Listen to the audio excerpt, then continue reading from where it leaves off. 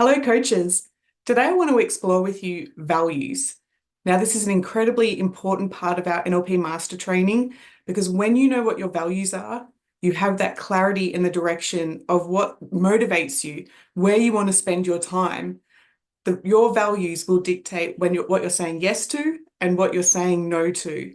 So again, very important when it comes to that self-mastery, having that clarity to know what your values are. So let's get started. So your values are a filter of the mind. They're an unconscious filter. So logically, you're not going to actually know exactly what your values are. That's why it's so important in NLP to be able to elicit your values, to be able to give you that clarity, to know what you're saying yes to. This is what's going to drive that compass towards feeling fulfilled in your life. And for today's example, as I go through the slides, I'm going to chunk up to career. So what's important to you within your career? What drives you? What creates that fulfillment? So values are going to be the reason why you say yes to something and why you say no to other options.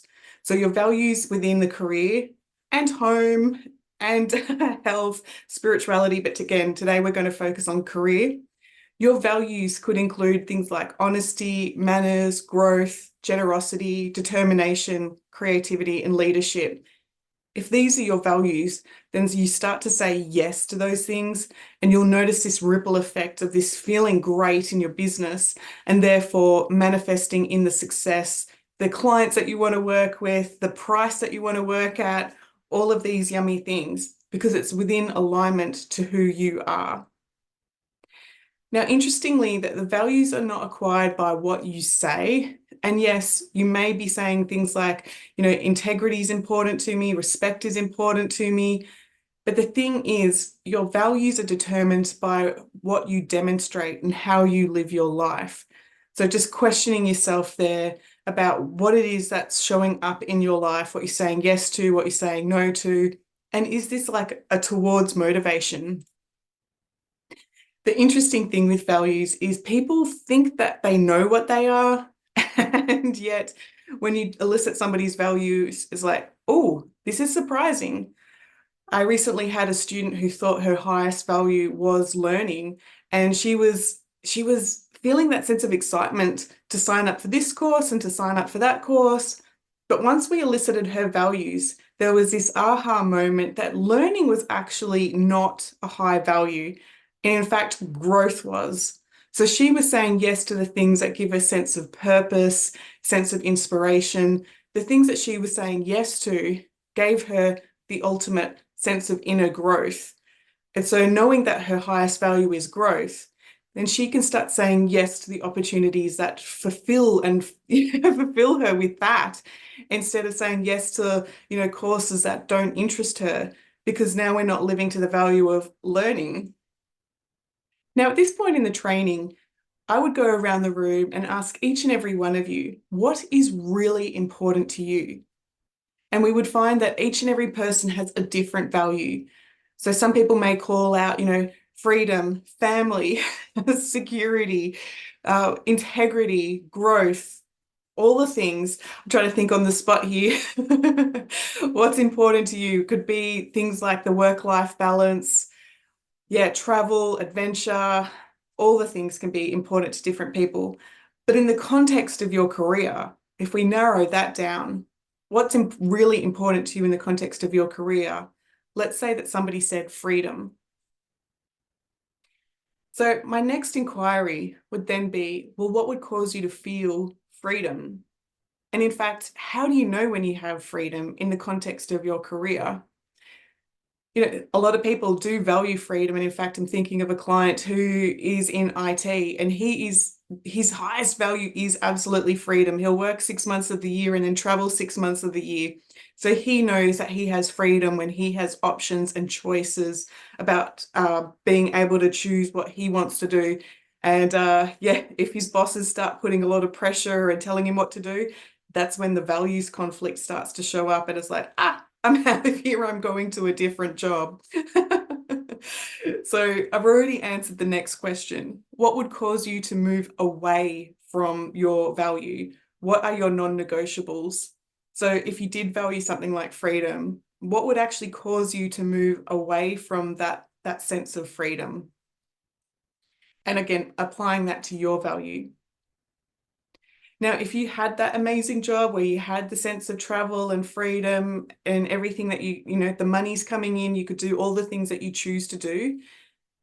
If those problems showed up, like a new manager telling you what you have to do and the hours that you have to work, within the values elicitation, the next question is, well, if those problems showed up, what would cause you, or what would have to happen to make you stay?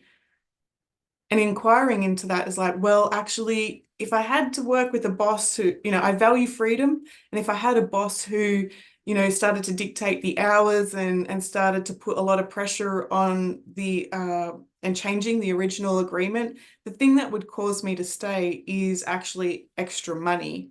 Or maybe it is the thing that would cause me to stay is a loyalty to another co-worker, and that I've got to, want to be there to support that person. When you start to really dive into your values, what's important to you, what are your non-negotiables, where is that threshold of where that value sort of falls apart, you start to recognize that where the weak link in the chain is that is stopping you from creating the success that you want. And in a training room, I would say, okay, so when we hear what's important to everybody, does it actually match up to the way they live?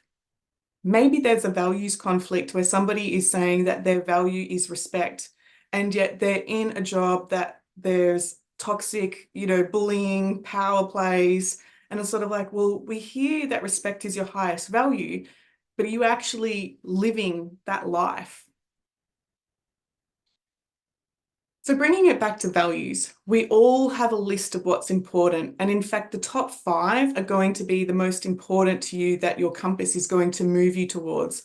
This is what you're going to say yes to. This is what you are spending the most time on. And then anything down below sort of the list, below 5 and under, is going to be less important to you. And in fact, it will probably acquire a lot of willpower to take action to be able to do the thing that's lower on the list. So let's just say that you valued productivity and you valued your business. And it's sort of like, at the end of the day, I've got to start doing the paperwork and the things that are quite boring. This is going to take a lot of willpower to get it done. So I would say, do not waste your time pursuing the things that are at the bottom of your values list. If you can start taking action to saying yes to the things that are at the top of the list, let's say you're an extrovert and you want to be out there with a thriving business, out on stage, talking to the people, doing the retreats, then go do that and go create the income doing that. And then simply hire people to do the things that are lower down on that values list. Alternatively, you can shift your values to match your life, and then you would find your nervous system a lot calmer. So obviously there are going to be hundreds of different words that people use to identify their values. And here's just a list of some that could be things like justice, kindness, leadership, optimism, happiness, curiosity, balance, beauty, service, different things, right? And so the person with the high value insecurity is likely to be driven towards owning their own home, creating stability, following the traditional path of happiness, that cliche thing of, the white picket fence, 2 kids and a dog, like, okay, that's what's going to give me security because that's what was demonstrated to me to give me security. Whereas somebody who has a high value for adventure, they're not interested in owning their own home. They don't want to be trapped down. In fact, they don't even want to own the dog because anything that keeps them stuck to the limiting, thing that they have to stay to instead of giving them choice and options is going to create stress in their world. So if you're somebody who has that high value on adventure, and you're going to favor things like travel, creativity, variety, anything that's going to give you that sense of, variety. My question to you is, have you ever taken the time to analyze your core values? Doing this will create that sense of certainty to be able to create that success, the 6 and 7 figures, all of the revenue, all of the wealth that you want. Because when you're saying yes to the things that you want, your energy becomes quite magnetic, and you draw in more of those people who live to that same sense of passion and that knowing. So to know your values, first you need to recognize them. You actually do need to be able to name them, and you need to understand where they came from, how they function in your world, and how they influence your life. Otherwise, you're pretty much just walking around blindfold, like, we'll give this a go. What about that? Maybe that'll give me fulfillment. What about that option? You know, those moments when you're feeling overwhelmed and going into stress, it's like, come back to what your values are. And in fact, if you think about the last time you were triggered or really frustrated by someone, the number one thing that will have caused that is the values conflict. You may have a boss who really does value structure, security, maybe even power. And so and maybe you have that value of freedom, and you want that sense of like a respect, equal co-creation, communication. There could be that conflict there where they think that they're doing the right thing. They're giving you the structure, and it's creating a values conflict because everything in you wants choice and equal co-creation. So think about that in the way that it shows up in your world. Another quick example before we get into how to elicit your values. If you highly value honesty, you are going to be triggered when your intuition tells you that someone is lying to you, like what they're saying isn't matching up with the intention. If you highly value respect, you will feel that disappointment. You will know when somebody is treating you with disrespect. It's going to take a lot of willpower and a lot of stress to try to make that relationship come back on board and to work well. Because once your trust is broken, if you value trust, if you value respect and honesty, this one's hard to get back.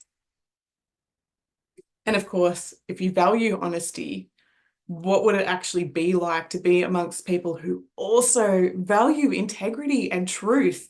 Approaching the relationship, business, professional or, family, if they can approach that relationship with non-judgment, curiosity, truth, honoring the relationship, it is so much easier on your nervous system.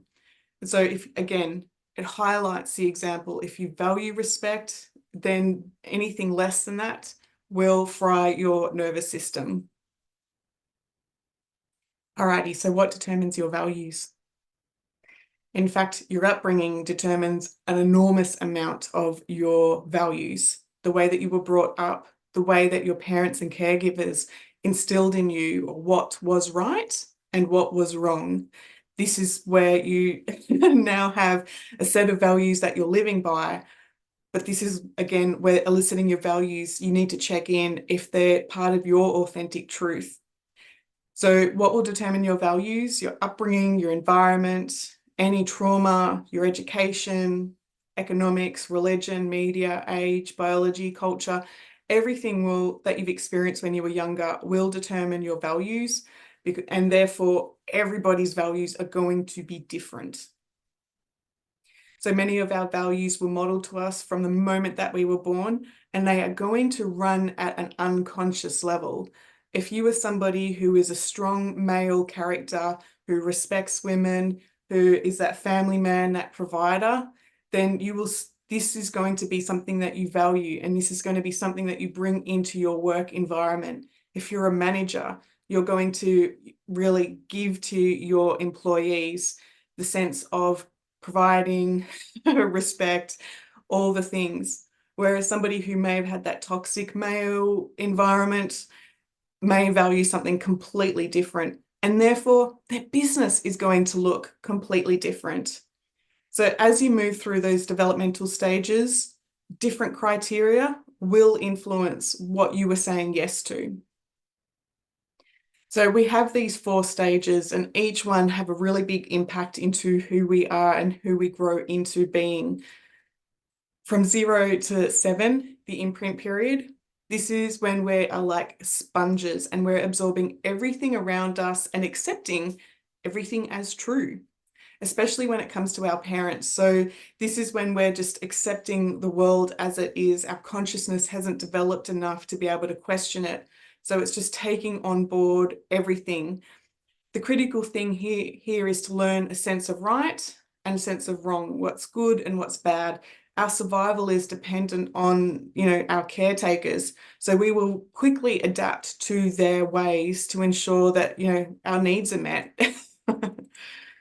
So my question to you is, what was important to you at this age? Were you somebody who loved to dance? Were you somebody who loved to draw? What was important to you at this age? Was it exploring? Was it baking? Was it socializing? Was it football? And then thinking about you as an adult, how did those values play out now for you as an adult? Between the ages of 8 and 13, we start to copy people, often our parents, but also others. So rather than that blind acceptance of their values, we're starting to try things on, just like trying on a pair of shoes and checking, how does this feel?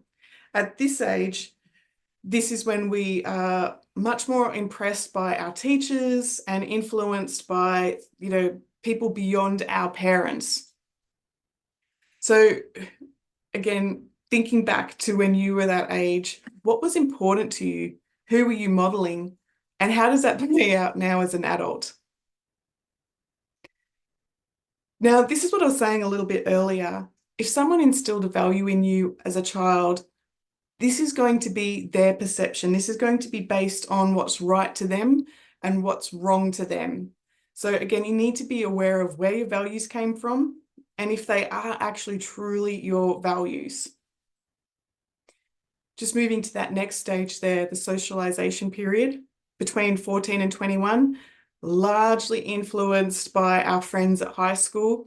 This is when we are looking at our earlier programming and sort of questioning it, maybe becoming a little bit rebellious, looking at what are the other options and how other people live their world. So the influences at this age could be media, it can be friends at school, peer groups. This is where these values have come from. So thinking back to when you were 14 and 21, what was important to you at this age? And again, how are those values playing out to you now as an adult? It's quite fascinating to see, maybe you became quite rebellious as a teenager. Are you still rebelling, and rebelling from what and why? And then last one here, your career period or business persona. Here you model who you relate to in business.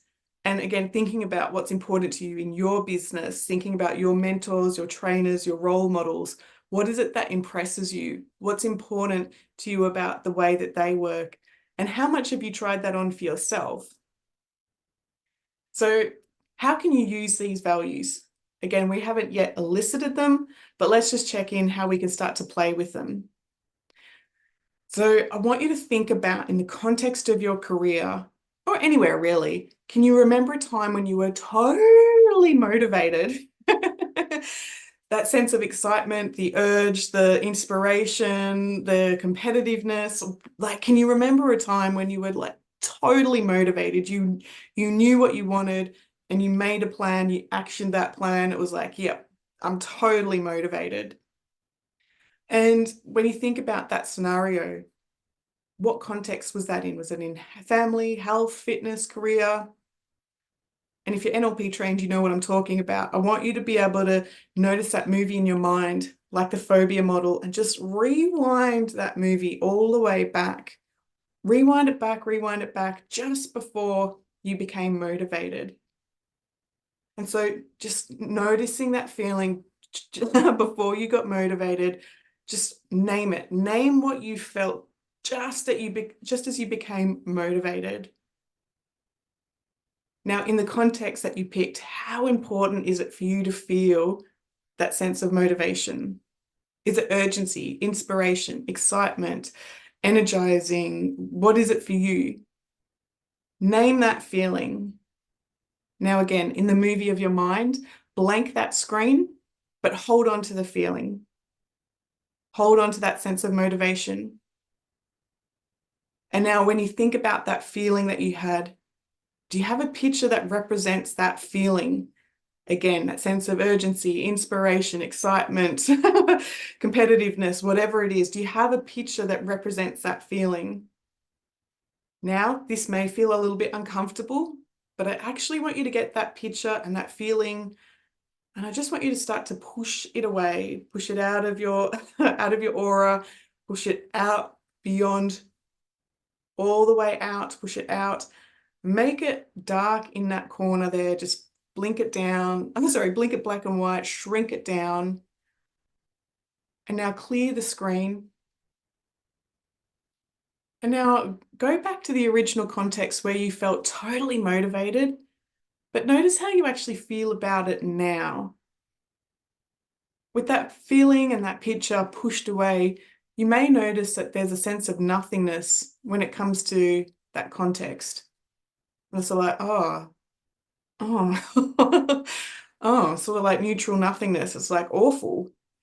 So want you to first go back to that gray screen and let's get your motivation. Let's bring the color, let's bring the picture, let's bring back all that sense of motivation, bring it all the way back.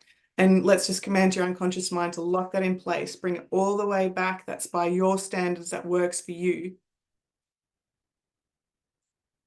So it's an interesting sensory experience, right? When you start to play with the submodalities and you work out, oh, your values you hold quite close to you.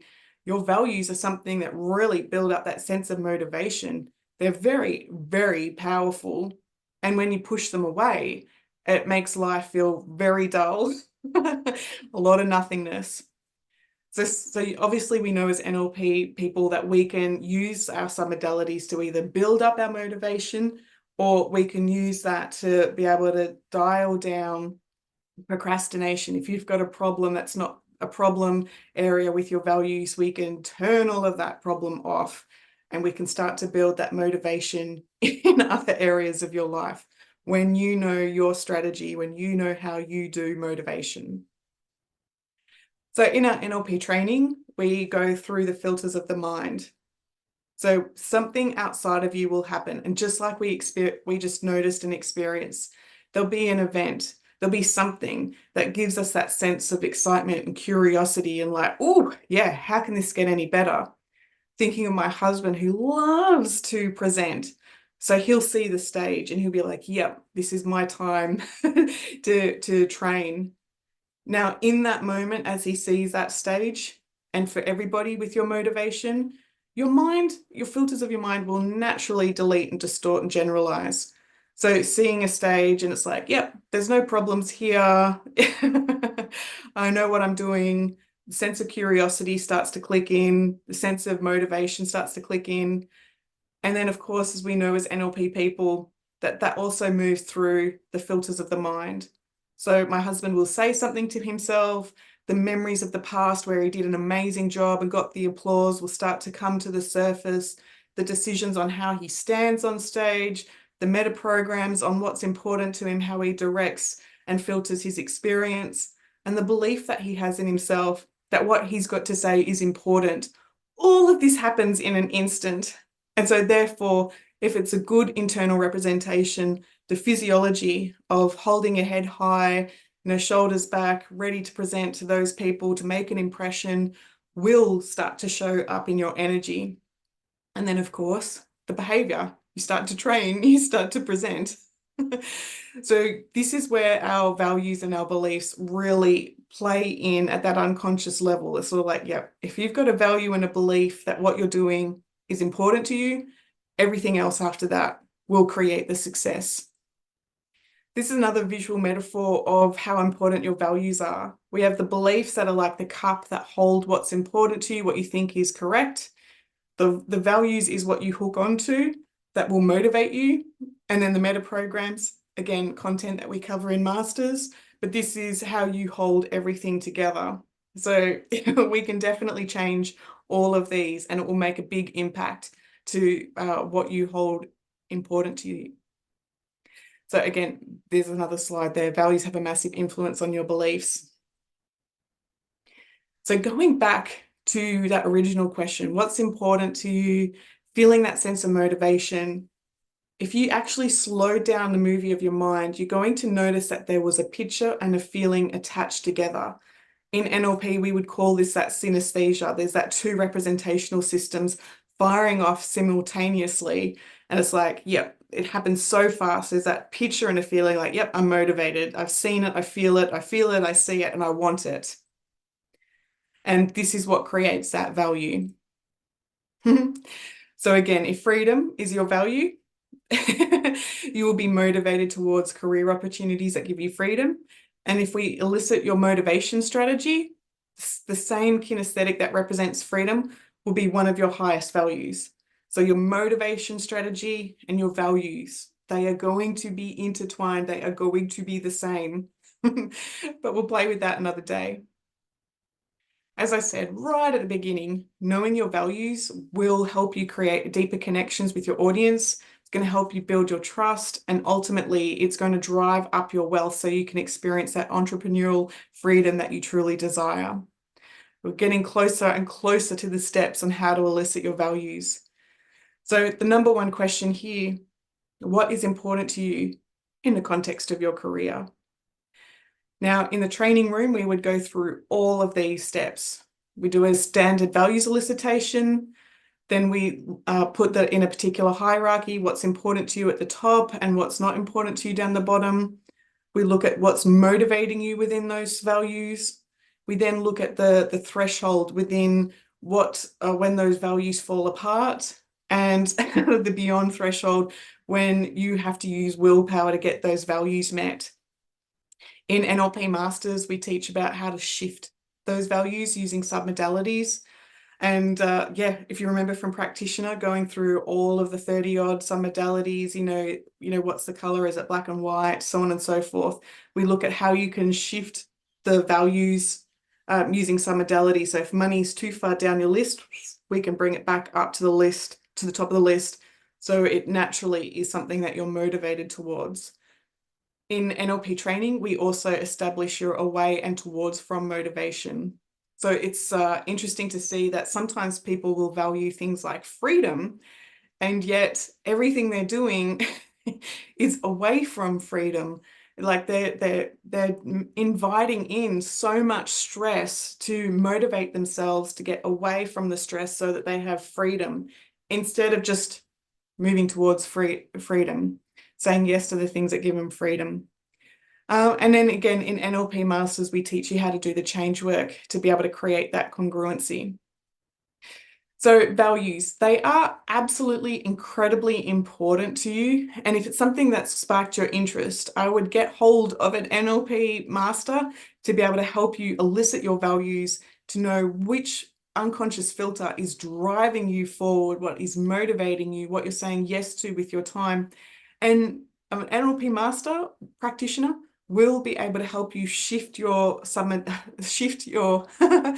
values so that you are living in alignment to the things that your internal compass and your purpose is driving you towards. I cannot emphasize this enough.